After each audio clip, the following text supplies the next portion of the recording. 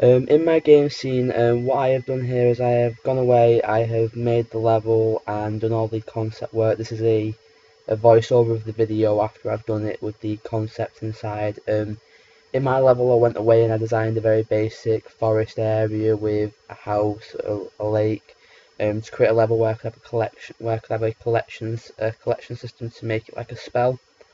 Within my level, I have my speed trees. My speed trees were there because I wanted a nice bit of foliage inside the thing. I took away, I made the orange trees add an autumn effect.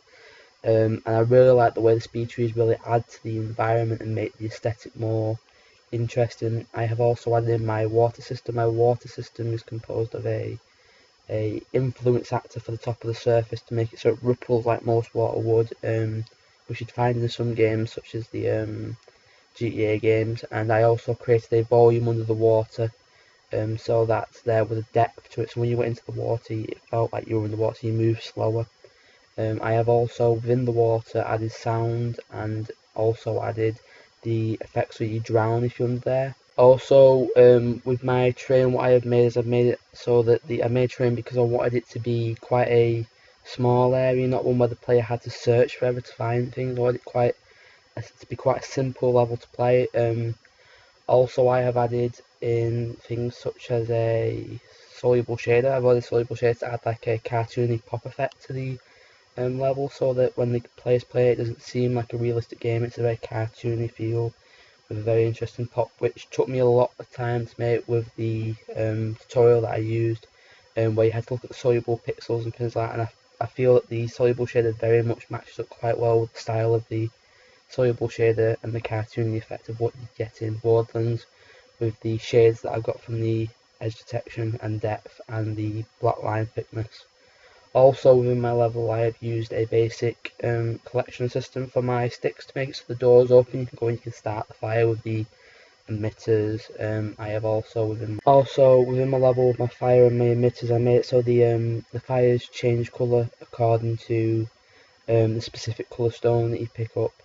This is because among looking upon many different types of research, I've stumbled across a video about different forms of elements and alkalis that make the fire change colour, which I thought would be a nice effect for the idea of making a spell in the game. So I went away, looked at the fire, said to myself, right, let's change it to these colours so it forms a colour like a rainbow.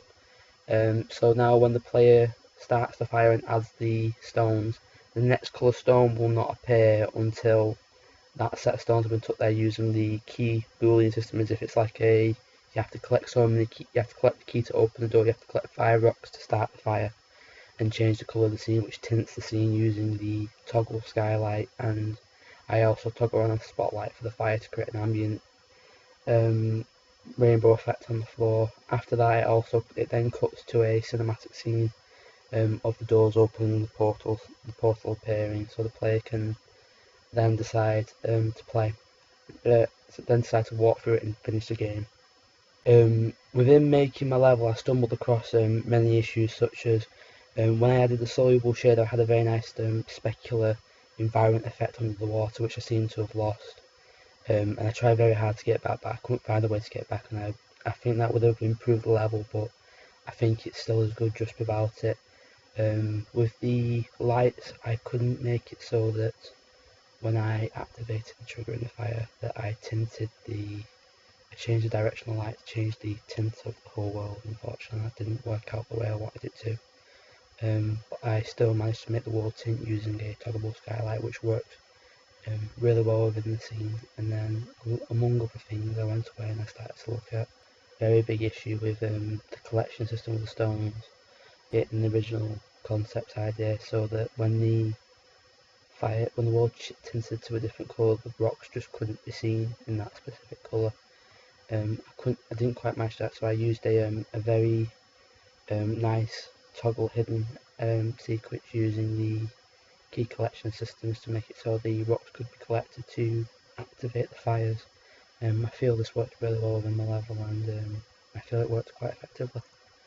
And that's my UDK level.